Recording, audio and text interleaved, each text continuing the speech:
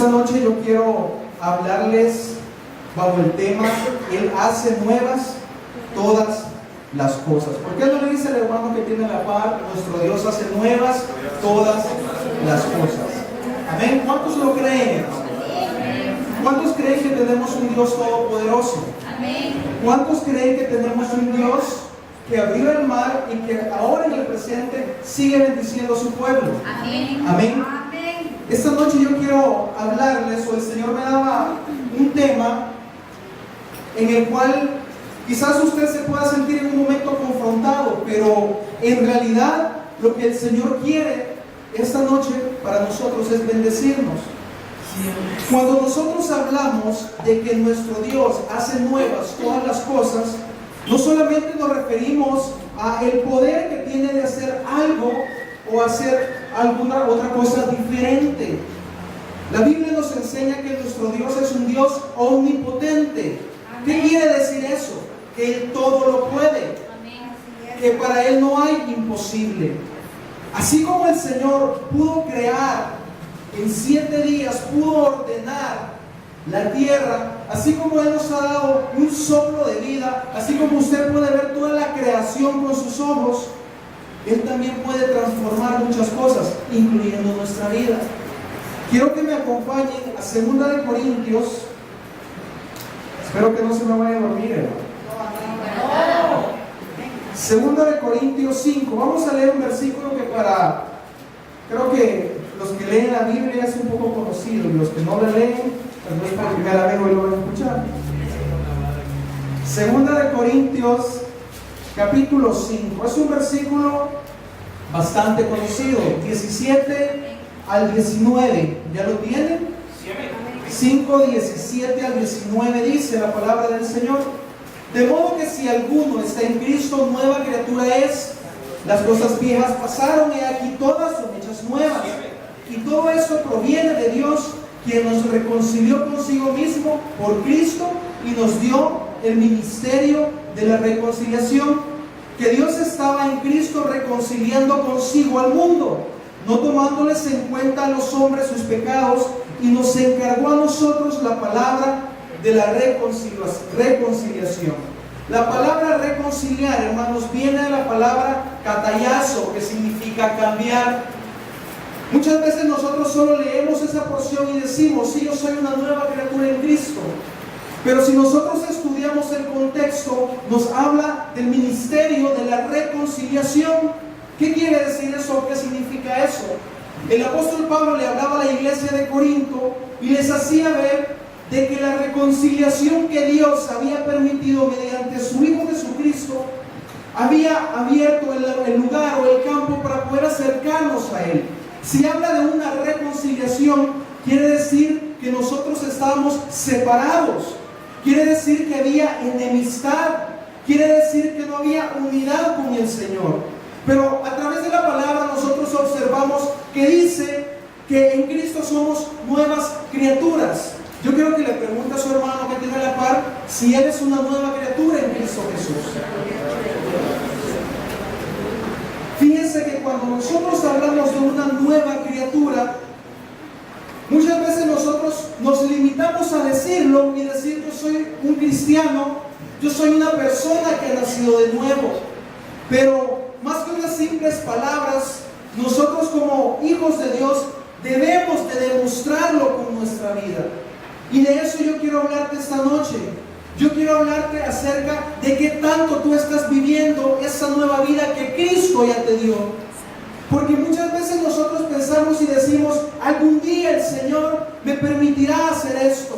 Algún día el Señor lo que habló para mi vida va a llegar. Pero déjame decirte que desde el momento que Dios habló a tu vida, te dio una promesa, te dijo que iba a hacer cosas grandes contigo, Él empezó a hacerlo. El problema es que nosotros no lo creemos.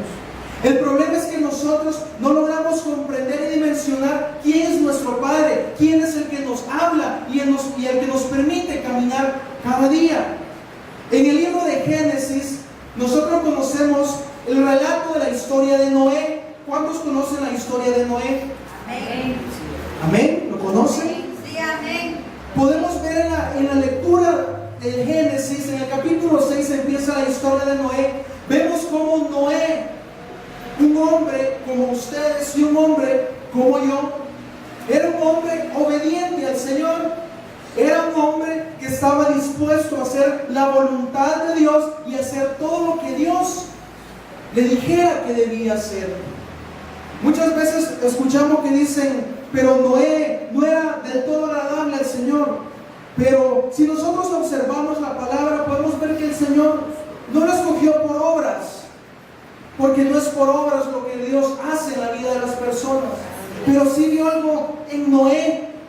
Él quizás vio un corazón distinto, un corazón que iba a ser obediente, así como dijo de David, que se había encontrado un siervo conforme a su corazón, que iba a hacer todo lo que él le dijera.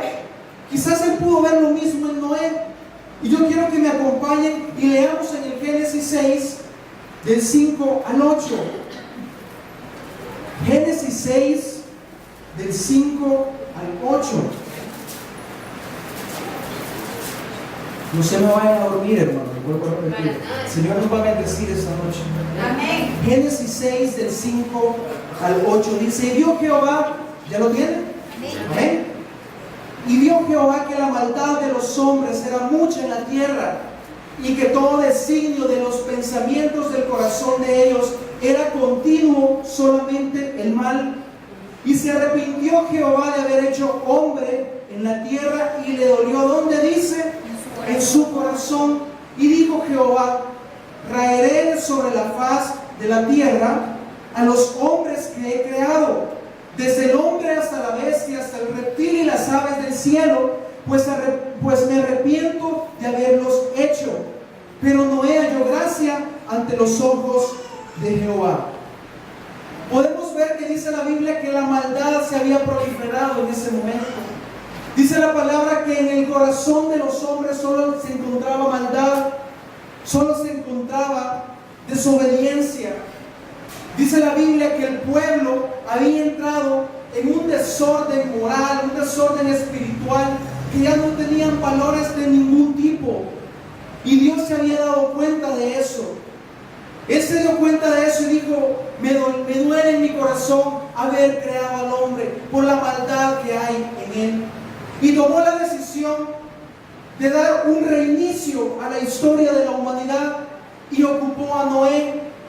Noé, un hombre como yo les decía, como ustedes, y un hombre como yo, con sus hijos, con su esposa, recibió una palabra del Señor que le dijo: vas a hacer un arca.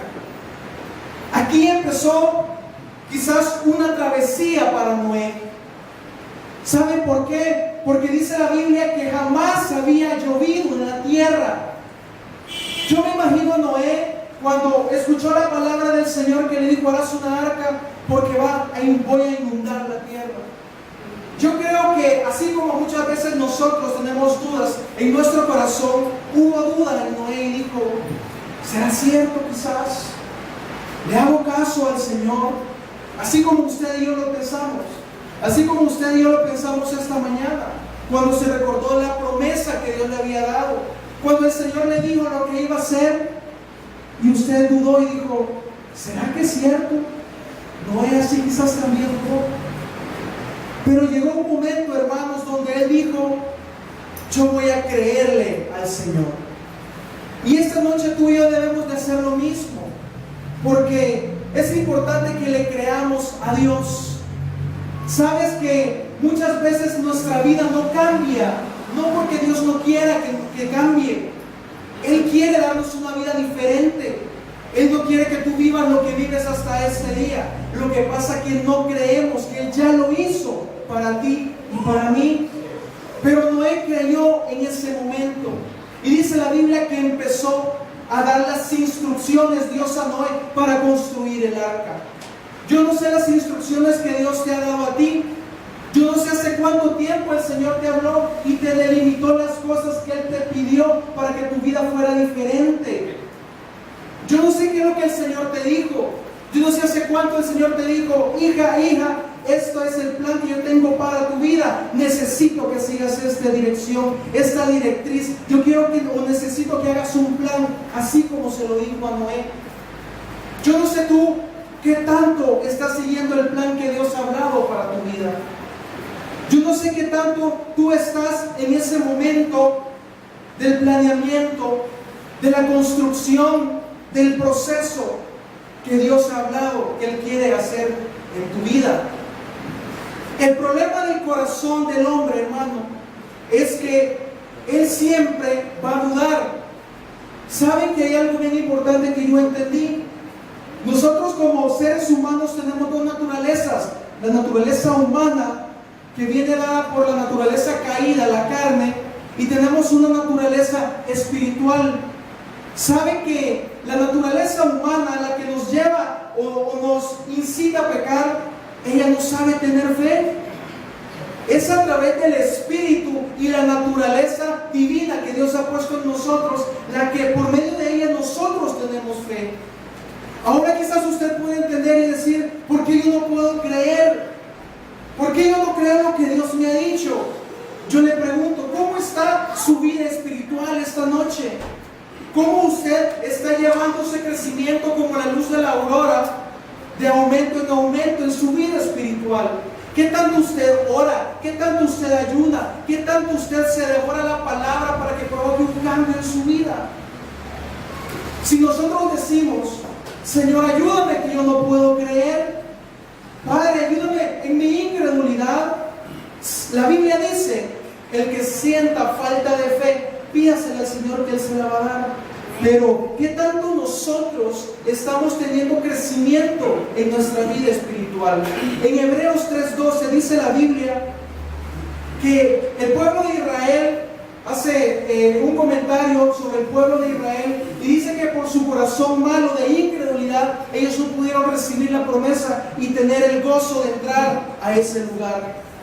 ¿Saben que la mayoría de cristianos solemos tener un cambio en nuestra vida, pero no un cambio completamente como Dios lo ha predestinado o lo tiene planeado para nosotros?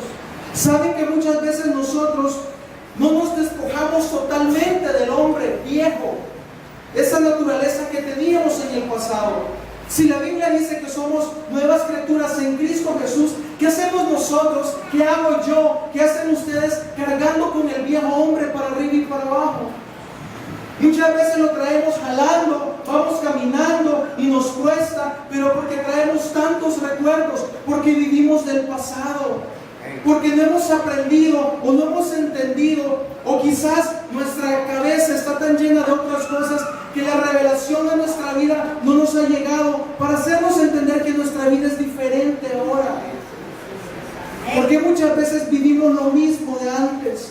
¿Sabe que, hermano, que la incredulidad es el mayor obstáculo que se presenta para Dios para manifestar su gloria en nuestra vida?